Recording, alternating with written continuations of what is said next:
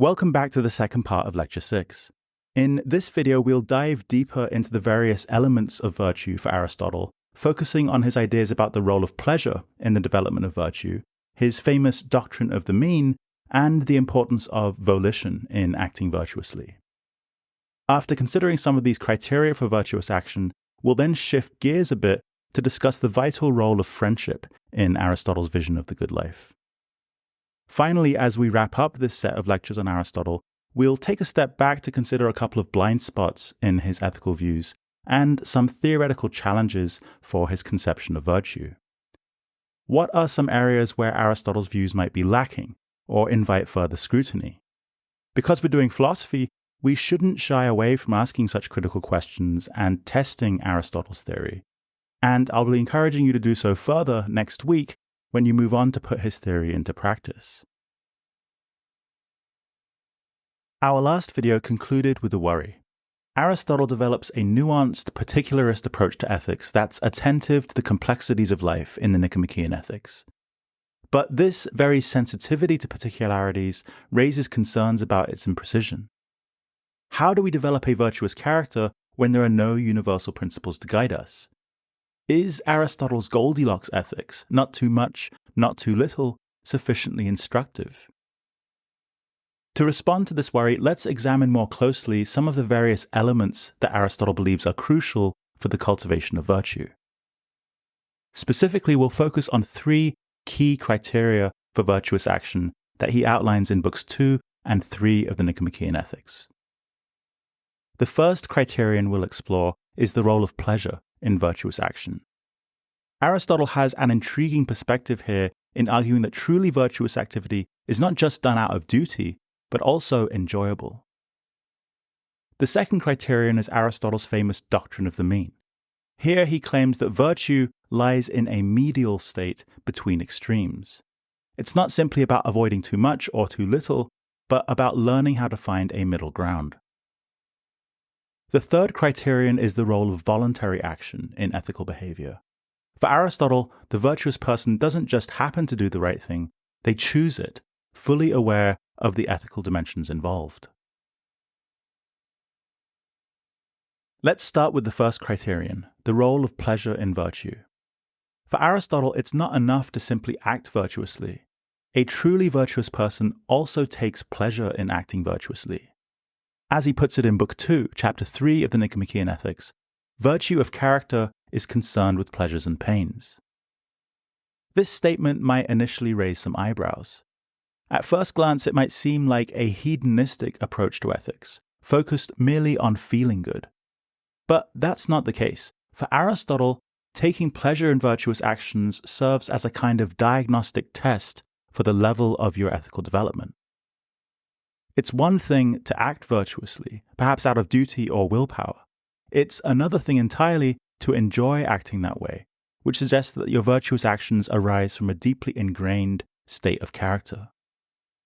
And notice also here how Aristotle claims that virtue of character is concerned with pains, not pleasure alone. The focus on pleasures and pains indicates that a virtuous character is not only attuned to the positive reinforcement of pleasure, but also to the negative reinforcement of pain or discomfort when confronted with vice or moral failings. If you feel uncomfortable, uneasy, or even disgust when facing a vice or contemplating an immoral action, it signals that your moral compass is well adjusted. Consider further here tragic dilemmas where none of the options before you are ideal and you need to choose the least bad option. In such instances, the mark of a virtuous person would be the pain or grief they feel in making such a choice. Similarly, if you act wrongly due to ignorance or a hasty decision, the presence of regret afterward would indicate a form of virtue. This is entirely in keeping with Aristotle's understanding of the human soul. Recall that he believes our desires, emotions, and feelings, located in the appetitive part of the soul, are not irrational but subrational. They can be trained to align with reason. On this view, through habituation, we can train ourselves to take pleasure in virtuous actions and to feel discomfort or pain when we deviate from them. So for Aristotle, the feelings that accompany virtuous action represent an internal moral compass. It's a hallmark of a character that's not just acting in the right way, but also properly oriented in its emotional life. Pleasure completes virtue, so to speak, making it not just an external act, but an internal state of well-being. Again, this is something we can observe by analogy in the perfect exercise of other crafts. Here you see three musicians absorbed in the joy of making music. The image serves as a vivid illustration of Aristotle's idea that pleasure completes virtue. These musicians are not playing their instruments merely for the sake of performance or the applause of the crowd, but actively taking pleasure in playing. In the same way, a virtuous person for Aristotle derives joy from their virtuous actions. Think for a moment also about what it took for these musicians to reach this state of joyful expertise. It wasn't just a matter of learning the notes or mastering the techniques, it was about habituation, about ingraining the music so deeply that their performances become expressions of their inner states. This is what Aristotle means when he says that virtue is an external act with an internal source. Virtue becomes so embedded in your character that it becomes a part of who you are, much like how a musician becomes one with their music. And it's in this exercise of complete virtue, Aristotle believes, that you find the most profound sense of fulfillment. So the message here is twofold. First, virtue, like any craft, requires practice to perfect. And second, it's in the perfection of this practice that you find the truest form of pleasure. Virtuous action for Aristotle isn't just about doing the right thing, it's about enjoying it, and in that enjoyment, finding a deeper sense of well-being. Let's now turn to Aristotle's second criterion for virtue, his doctrine of the mean. Aristotle claims that virtue is a mean insofar as it aims at what is intermediate. What's he saying here? Well, take a look at this spectrum of character traits. On the one end, you have recklessness. On the other, cowardice. The virtuous mean here between the extremes, aiming at what is intermediate, is courage. Or consider greed and self-denial. The virtuous mean here is self-control. Sometimes, as Aristotle says, we may not have a word for one extreme, though we can easily understand the concept. For instance, we have a word for a deficiency of kindness, cruelty, but when it comes to the other extreme, an excess of kindness, we don't seem to have a label for the idea. Still, we all understand what excessive kindness can look like, something like being a doormat. The extreme still exists even though we don't have a word for it. The point here for Aristotle is that virtues always lie between two extremes, one of excess and one of deficiency. The challenge is to see how different situations have different features we need to perceive to avoid acting excessively or deficiently, and to hit the mark at the intermediate point of virtue. To better understand this, let's draw a parallel with medicine. In medical treatment, the expert doctor will appreciate how the health of a patient is dependent on the type of patient and the circumstances. Too much medication can be harmful, depending on the patient. Too little medication can be ineffective. The right treatment lies between these extremes. Or consider the realm of art. The beauty in a work of art is often dependent on the medium and the balance of its elements. But in every case, it seems that in a beautiful work of art, you cannot take anything away or add anything without damaging the art. True beauty in art, like virtue in life, lies in finding a mean. So the doctrine of the mean isn't a simple-minded instruction to act reasonably or with moderation. It's a nuanced framework that calls for a finely tuned ethical sensitivity, one that varies depending on the situation and the individual.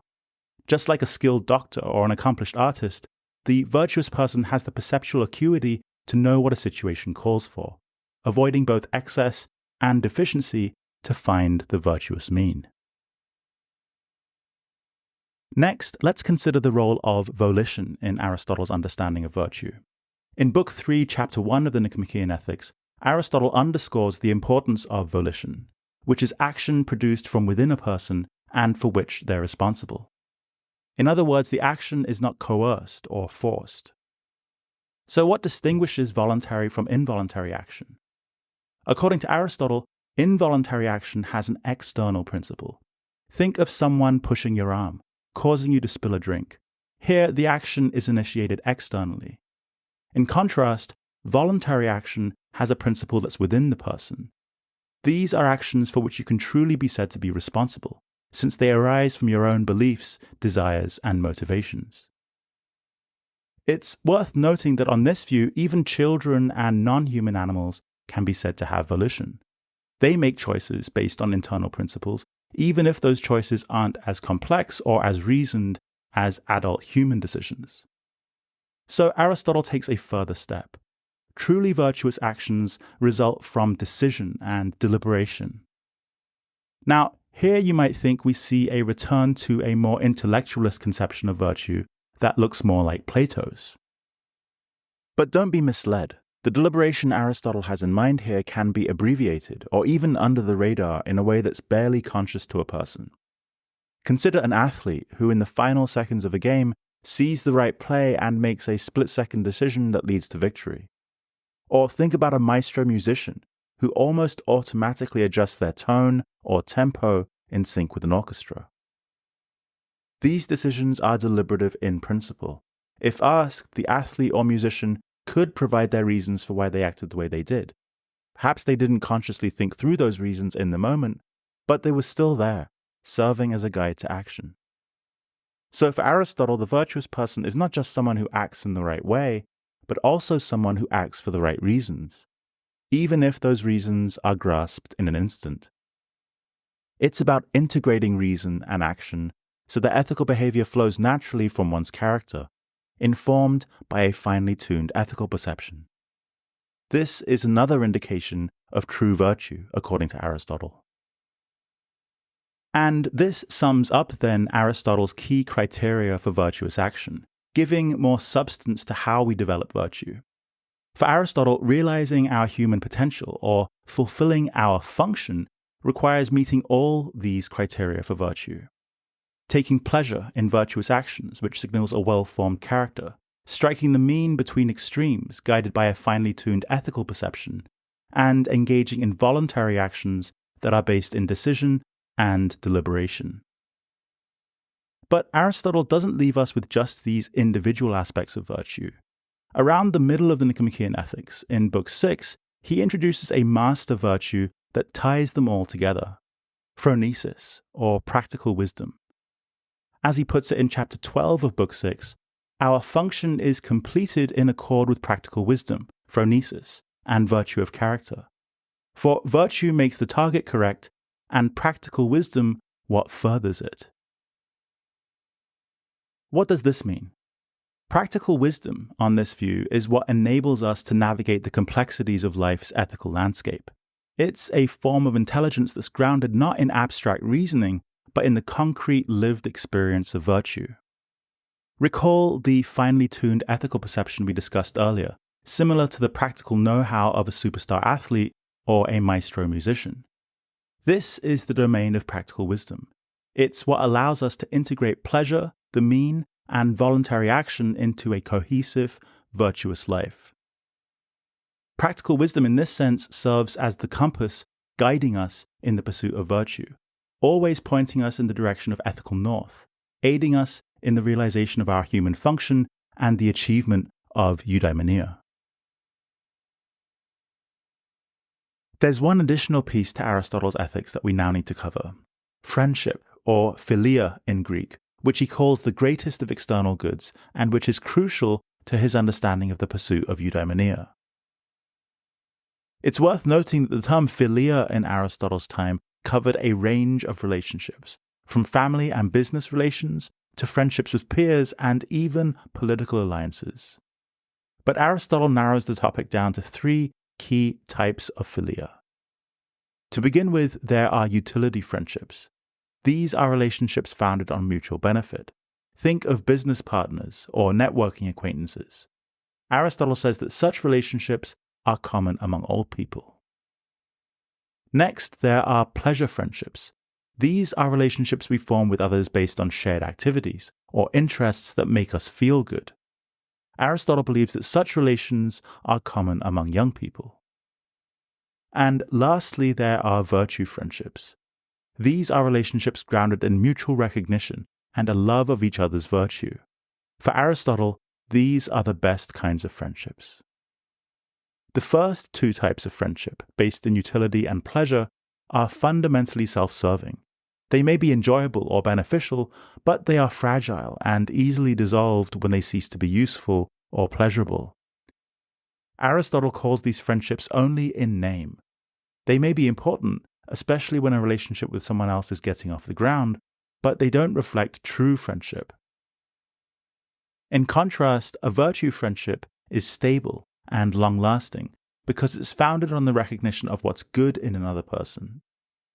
In this type of friendship, you wish what's best for someone for their own sake, not for any utility or pleasure they bring to you. Aristotle says that in a virtue friendship, you treat your friend as another self. Why are virtue friendships so significant for Aristotle? For one, it's necessary for a more well-rounded emotional life. A true friend, Aristotle says, is continuous with yourself.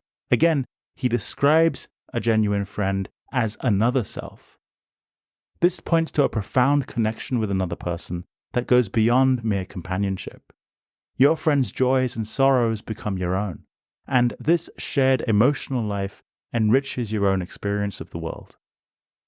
Second, a virtue friend serves as a kind of moral mirror. Your friend's virtue reinforces and refines your own, encouraging you to be your best self. You learn through your friend's actions, and your mutual moral growth becomes a joint venture, adding a layer of ethical depth to your life that's hard to achieve in isolation. Third, because we're finite beings with physical needs and desires, Aristotle believes that a solitary existence makes true happiness out of reach for a human being. Remember, he believes we're political animals who are inherently social. Virtue friendships provide that irreplaceable social fabric that not only fulfills our emotional needs, but also contributes to our ethical growth. Finally, let's not forget that for Aristotle, happiness or eudaimonia is not just an individual endeavor. It's deeply community-oriented. The quality of our friendships can be seen as a litmus test for the quality of our lives. In a life filled with virtue friendships, we come closest to realizing our human function and achieving eudaimonia. Friendship in this sense isn't a side note or appendix to Aristotle's ethical theory. It's central to living a virtuous, fulfilling life. Our discussion of Aristotle's ethics would be incomplete without acknowledging some of the blind spots in his thinking and some challenges for his theory. The blind spots have to do with explicit biases expressed by Aristotle on issues of gender and relations of power, which he appears to inherit through an unreflective acceptance of ancient Greek social norms. Here are two quotes that illustrate his view. In the first, from the Nicomachean Ethics, he refers to a hierarchy in friendships based on superiority, including that of men over women. The second quote from Aristotle's Politics goes even further, implying that some people are naturally suited to rule, while others are naturally suited to be ruled, an argument he uses to support ancient institutions like slavery. Both these views are obviously problematic from a contemporary standpoint, reflecting a sexism and an elitism that are unacceptable today. Aristotle should have also known better in his own day. His teacher Plato argues famously in the Republic that women and men should be given the same opportunity to rule in society and should receive the same education. In addition to this, Aristotle in his work The Politics shows a clear awareness of arguments against the practice of slavery, but he rejects these arguments. When it comes to Aristotle's views on these matters, then, we should have no hesitation in saying he was simply wrong about the differences between men and women, and about differences that suggest some people have a natural ability to rule. The key question here is whether our rejection of these views also requires that we reject all of Aristotle's theory. Unless these flawed ideas are somehow essential to Aristotle's theory, we can just dismiss them, and this is indeed what many philosophers do today who remain inspired by the core features of Aristotle's ethical system. Acknowledging the blind spots in Aristotle's views does not mean we have to discard all of his insights on the importance of virtue in living well and his ideas about how we become virtuous. We can critique his sexism and elitism while still valuing the ideas he develops when it comes to the pursuit of eudaimonia. A more nuanced theoretical challenge to Aristotle's ethics, however, comes from the problem of implicit bias and our modern understanding of this psychological phenomenon. Implicit bias refers to unconscious attitudes or stereotypes that influence our actions, decisions, and evaluations, often in ways that contradict our conscious values. Aristotle places great emphasis on habituation as the path to virtue. But what happens when our habits are influenced by unconscious attitudes and prejudices? Consider the results you see on the right from different implicit association tests taken online that purport to measure people's implicit attitudes toward race, gender, and sexual orientation. These tests measure automatic associations that people make, usually without being aware of them, between different groups and certain attributes. The data suggests that over 7 out of 10 test takers have a preference for faces that present as European American over African American. Almost the same number associate men more strongly with science, and women more strongly with the liberal arts. And the same pattern holds in the automatic preference respondents have for straight people over gay people. Importantly, these results have proven to be highly stable over several years. Implicit biases are not simple habits that can be easily unlearned through good intentions. They often operate below the level of conscious awareness, influencing our actions in ways that may be at odds with our explicit beliefs and how we think of ourselves. This complicates Aristotle's straightforward model of ethical habituation.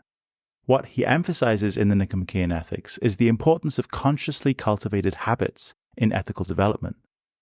But what about the deeply ingrained unconscious attitudes that can shape our actions and judgments? These attitudes, often resistant to change, seem to present a theoretical challenge for Aristotle's model of virtue through habituation. It's worth thinking here about possible solutions. While Aristotle's focus on character and virtue has much to offer, it may need to be supplemented with a more complex understanding of the psychological and social factors that shape our moral lives. This includes grappling with the ways in which unconscious biases can undermine even our best efforts to act virtuously. Confronting these limitations and challenges not only gives us a fuller picture of Aristotle's ethical theory, but also pushes us to consider how any ethical system must adapt and evolve in light of new understandings and critiques.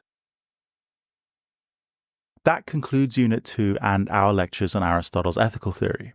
In this video, we've investigated the nuances of what constitutes full virtue according to Aristotle. We've explored several key criteria for full virtue: the role of pleasure in virtuous action, Aristotle's famous doctrine of the mean, the importance of voluntary action, and the concept of phronēsis, or practical wisdom. Each of these elements adds layers of complexity and richness to our understanding of Aristotle's views on the development of virtue. We've also considered the crucial role that friendship, especially virtue friendship, plays in Aristotle's vision of the good life. For Aristotle, virtue friends don't just provide us with companionship, they serve as moral mirrors, helping us to become better people. However, no theory is without its challenges.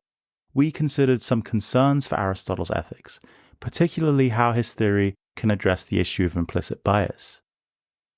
Given Aristotle's emphasis on habituation as the pathway to virtue, we've raised some questions about how deeply ingrained yet unconscious attitudes might complicate the practice of virtue. As we conclude our exploration of Aristotle's ethics, I encourage you to think critically about these issues and reflect on them further, especially as you complete your craft project this week and as you gear up for your exercises next week in putting Aristotle's theory into practice in your lives. Thanks for your engagement with these ideas. I'm looking forward to hearing about your experiences over the next couple of weeks.